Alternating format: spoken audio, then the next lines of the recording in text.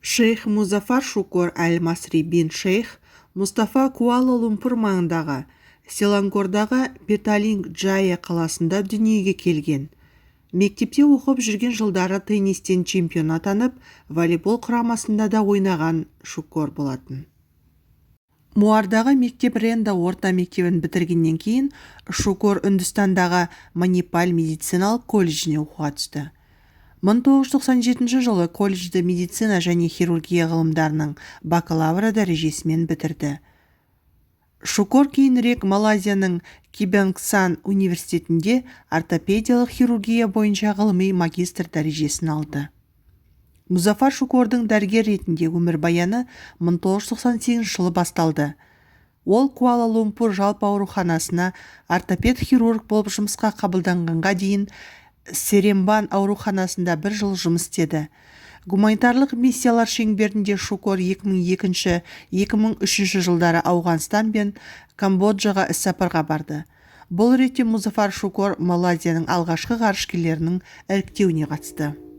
Мир орбиталық станциясына ұшу үшін малайзиялықтарды таңдаудың алғашқы жоспарлары сонау 1987 жылы жарияланған болатын. Бірақ бірқатар себептерге байланысты олар орындалмады. Тек 2003 жылы ғана Ресей мен Малайзияның ғарыш агенттіктерінің өкілдері адам басқаратын зерттеулер бойынша практикалық ынтымақтастықтың басталғанын хабарлады. Сол жылдың 14 қазанында талапкерлерден өтініштер қабылдана бастады. Біздің бұрынғы премьер-министр Махатхир Әлем Малайзияның көп нәрсеге қол жеткізе алатынын көру үшін ғарышқа бірінші малайзиялықтарды жіберуге шешім қабылдады деп еске алды Шукордың өзі. Ғарыштық шақыруға 11267 малайзиялық жауап берсе, оның ішінде 3527 кандидат қарауға қабылданды. Нәтижесінде 1994 адам бірінші кезеңнен өтіп медициналық тексеруден өту рұқсатын алды. Орбитаға шығуға бар болғаны 498 адам қатысты. Кейбіреулер қатысудан бас тартты немесе сынақтарға келмеді. Жарыс нәтижесінде 198 адам іріктеуге қатысуды жалғастырды. Бірақ 194-ті келесі медициналық кезеңді бастады. Оның нәтижесінде алдымен 59 үміткер қалды, сонан кейін 27-ге дейін оның ішінде 2 әйел болды. Олар жұмысқа қабылдаудың жартылай финалистері деп жарияланды. Олардың қатарында Музафар Шукор да болды. Соңғы кезеңде малайзиялықтар тереңдетілген медициналық тексеруден өтіп, психологиялық тестілеуден өтіп, аман қалуға дайындықтан өтті. Бұл кезеңнен 8 адам өтті. Олардың ішінен Малайзия тарапы 4-еуін Мәскеудегі қорытынды емтихандарға таңдап алды. 2006 жылы 14 наурызында Малайзия үкіметі олардың есімдерін жариялады. 33 жастағы дәрігер Шейх Музафар Шукор, 34 жастағы физика бакалавры Банажах Субраманиям, 33 жастағы азаматтық авиация ұшқышы Мухаммед Камалудин және 26 жастағы әскери қызметкер дәрігер Файз бин Халид болды. Сәуір айында малайзиялықтар Мәскеуге Ресей ғылым академиясының биомедициналық проблемалар институтында қорытынды емтиханға барды. Нәтижесінде ресейлік дәрігерлер Мухаммед Камалудинді ғарыштық жаттығуларға қатысуға рұқсат етпеді.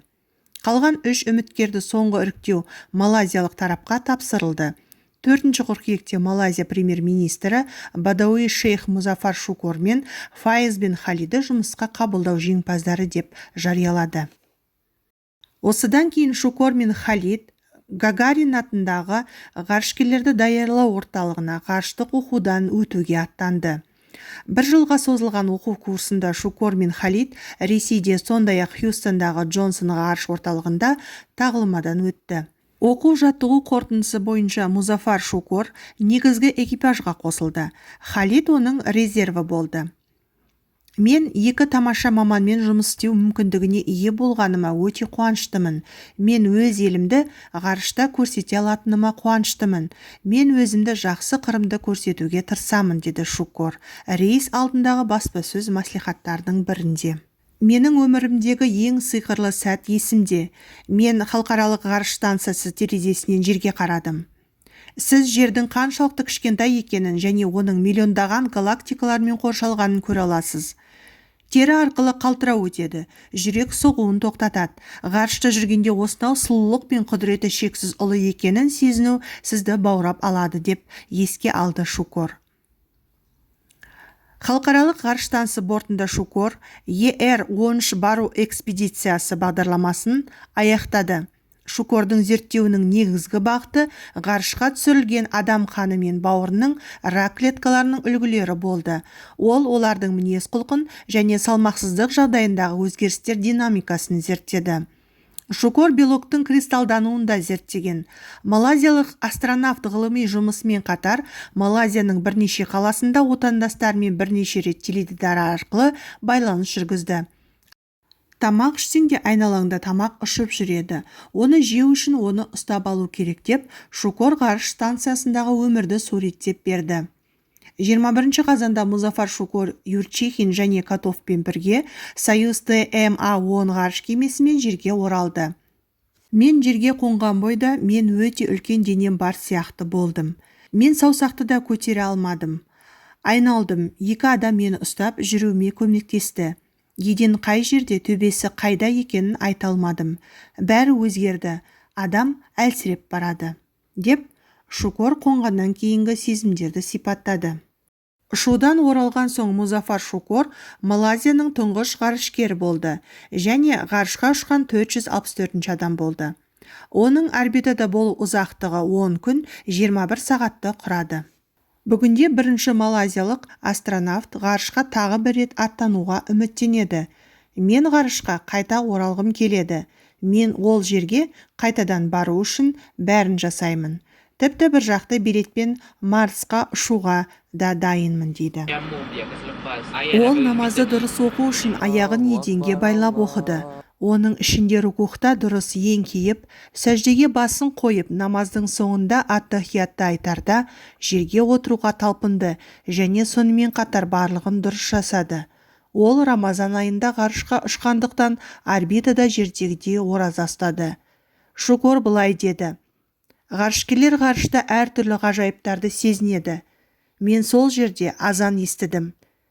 Мен шынымен де ғарыш станциясында шақырылған азан дауысын естідім. Басқа ғарышкерлер мұның не екенін мүлдем білмеді. Бірақ мен бұл дауысты физикалық түрде естідім. Алла тағаланың бар болуы мен құдіреті ғарышта болудың әрбір секундында сезілгендіктен азан үндері мені қатты таң қалдырмады. Ғарышта жүргенде өзімді Құдайға жақын сезіндім. Бір ғарышта жылдам қозғалдық. Ақырында Шукор мұсылман болғандықтан ұшу кезінде қажетті рәсімдерді орындап, үнемі намаз оқитын. Ислам теологтары малайзиялық астронавтқа сәйкес ұсыныстар дайындады. Ораза және намаз уақыты ғарышта қай жерде болғаныңызға байланысты. Ғарыш кемесі Қазақстаннан ұшырылғандықтан біз Қазақстан Республикасындағы жергілікті уақытты ескердік. Қазақстан Республикасындағы уақытты ескере отырып 5 уақыт намаз оқыдым. Меккеге намаз оқу үшін жер бетіне қарау керек. Ғарыш станциясы жерді тікелей көруге болатын жағдайда болды. Ғарыштың ең жақсысы бәрі мүлдем басқаша. Ғарышта 3-ші күні бұлшық еттерім кішірейе бастады. Сүйектерім сынғыш болды. Жүрегім мен бүйректеріндегі өзгерістерді байқадым. Бетім қызарып кетті. Басыма қан жүгірді. Тартылыс күші жоқ, ал сен үнемі ұшып барасың. Ғарышта қалқып жүргендейсің. Шукор ғарышқа аттанар алдында мұсылман ретінде орбитада ораза ұстауды қоса алғанда діни парызын өтеуге үміттенетінін айтты. Шейх Музафар мұсылмандардың ең қасиетті жері Қағбаға қарап намазды дұрыс оқығысы келді. Мәселелер осы жерден басталды. Жер бетінен 340 километр биіктікте айналатын халықаралық ғарыш станциясында құбыланың бағыты секунд сайын өзгеріп отырады. Ғарыш станциясы орбитасының кейбір бөліктерінде бір намаз оқу уақытында құбыла шамамен 180 градусқа дейін айнала алады. Шукорды орбитаға шығарардан 1 жыл бұрын малайзиялық Анкаса ғарыш агенттігі конференция ұйымдастырып, онда 150 мұсылман ғалымы осы және басқа да мәселелер төңірегінде пікір алмасатын болды. Халықаралық ғарыш станциясында исламдық рәміздерді орындауға арналған нұсқаулық қорытынды құжатты Малайзияның исламдық ұлттық пәтуа кеңесі бекітті. Ғарыш кемесі жерді 1,5 сағат сайын айналып өтетінін Шукор білетін. Мұсылман ғұламаларынан кеңес сұрап, ғарышта ғарыш кемесінде намаз оқудың қиындығын түсіндірді. Ғұламалар тобы намазды Мекке уақыты бойынша оқу керек деп пәтуа берді.